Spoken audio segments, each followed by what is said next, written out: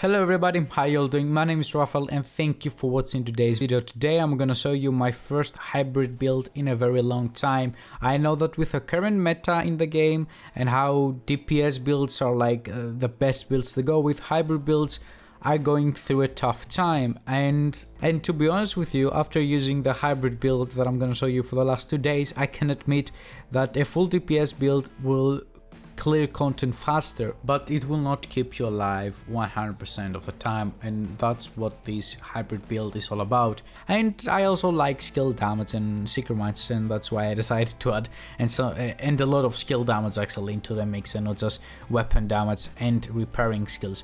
But yeah, I hope that you're gonna enjoy the video. Let's get started.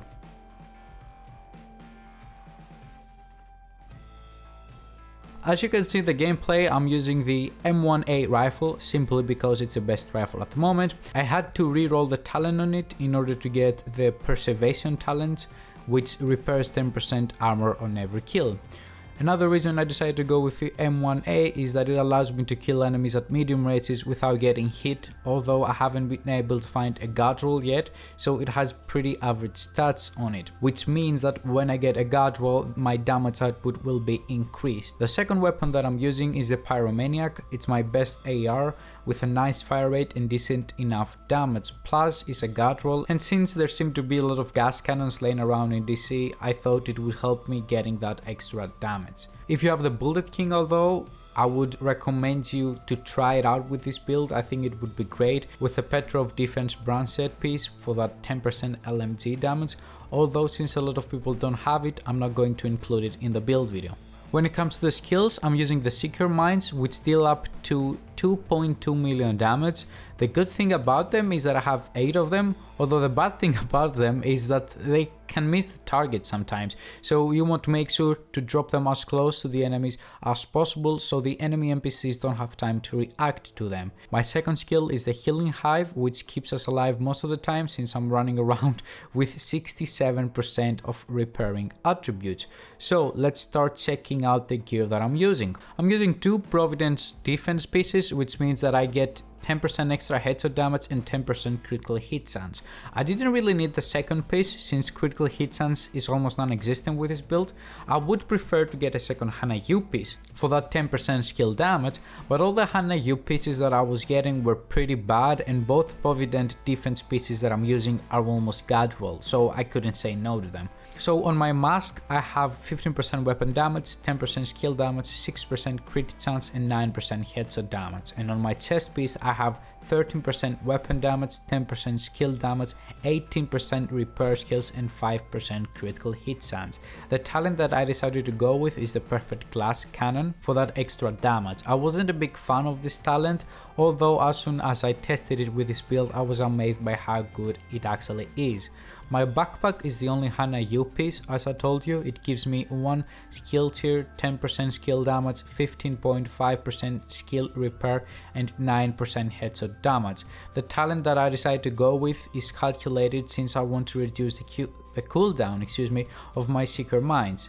I get another 20% skill damage from my gloves, plus 1 skill tier and 16% repair skill. My holster is China Light piece. It gives me 15% explosive damage, 1 skill tier, 10% skill haste and 9% skill damage. The last piece of my build is an Overload Armament, I think it's called. 10% rifle damage, 30% weapon damage, 10% skill damage and 17% repair skills. You can change this piece depending on what weapon you're using as your primary. I'm also using the Tactician specialization for the 10% skill damage and the 1 skill tier that it offers. As you can see, I try to focus more on getting weapon damage, skill damage and skill repair attributes. Also, I added some skill haste attributes in the mix, helping me to get my seekers faster. Pretty much this whole build idea came to me a couple of days ago, and what I wanted to achieve was a build which would allow me to run around, throw Seeker Mines every 15-20 seconds. The cooldown on the Seeker Mines is around 35 seconds, but if you get every kill you get with your weapons, it actually reduces that by 10%. So if you throw your mines and get then, I don't know, 2 or 3 kills, then you need to wait another 15 with 20 seconds on your cooldown. So the Seeker Mines are almost there whenever you need them. You should throw them at the beginning of the fight, so to say, and then start shooting the enemies. So as soon as the seeker mines actually explode, the enemies would already be around half health or half armor or whatever, and your seeker mines should actually finish them off. So I want to have very powerful seeker mines, while at the same time I'm able to heal myself, keep myself alive, because on heroic missions what I was struggling with the most was getting one shot all the time and running out of med kits or repair kits or whatever, armor kits, after, I don't know, 15 or 20 minutes into the mission. So I wanted a skill which would keep me alive at all costs, and I think I got that with my healing hive. It's not perfect, it's not the best that you can get, but with, I think it's around 65% repair skills, and with a skill tier 4 or 5, I don't quite remember at the moment, I think that it's a pretty good repair skill, so to say. And last but not least is my weapon damage. I'm not a big fan of the M1A, but since I want weapon damage to be as high as possible with as few weapon damage attributes as possible, because I wanted to invest most of my attributes into skills, I had to go with the most powerful weapon of the game. There was no choice for me, so I decided to go with the M1A. I recommend you trying out the build with a Bullet King as well if you have it.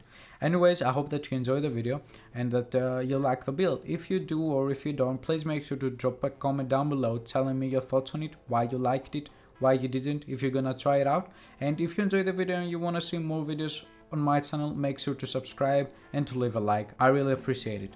Thank you again, have a nice day, bye bye.